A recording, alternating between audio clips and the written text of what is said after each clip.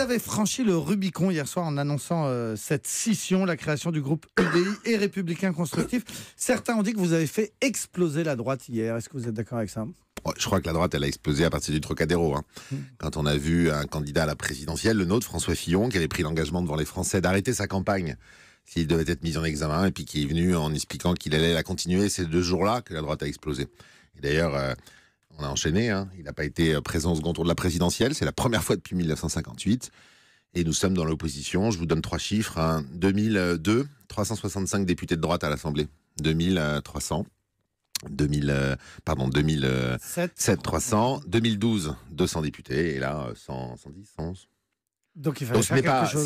C'est pas nous qui avons explosé la droite. C'est les Français qui, sur tout cela, ont choisi un président de la République.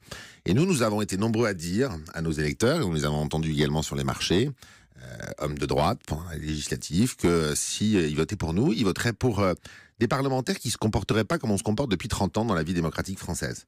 C'est-à-dire, en général, quand on est membre d'un groupe politique minoritaire, parce qu'on a perdu les élections législatives, on s'oppose à tout, surtout, tout le temps.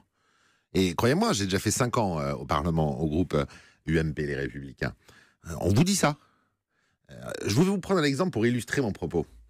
Pendant les primaires de la droite, vous avez vu tous les candidats, à part Nicolas Sarkozy d'ailleurs, qui vous expliquaient que le cumul des mandats c'était terminé et qu'ils ne le remettraient pas en œuvre et qu'il fallait des parlementaires à plein temps, qu'il fallait réformer tout ça.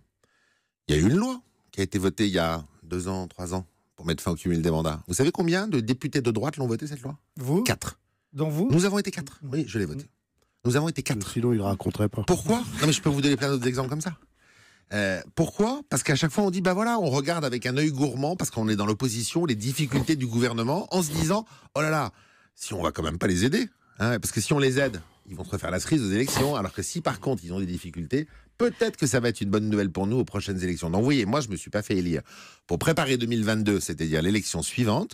Je me suis fait élire pour accompagner les réformes qui vont dans le bon sens, parce qu'il va y avoir besoin de soutien. Et même si le gouvernement a la majorité à l'Assemblée nationale, pour faire passer une vraie réforme, il faut vraiment un soutien politique. Je me suis fait élire pour amender des propositions qui seront faites par le gouvernement qui n'iraient pas suffisamment loin. Et je me suis fait élire pour m'opposer à des propositions qui seraient faites par le gouvernement qui seraient mauvaises pour le pays.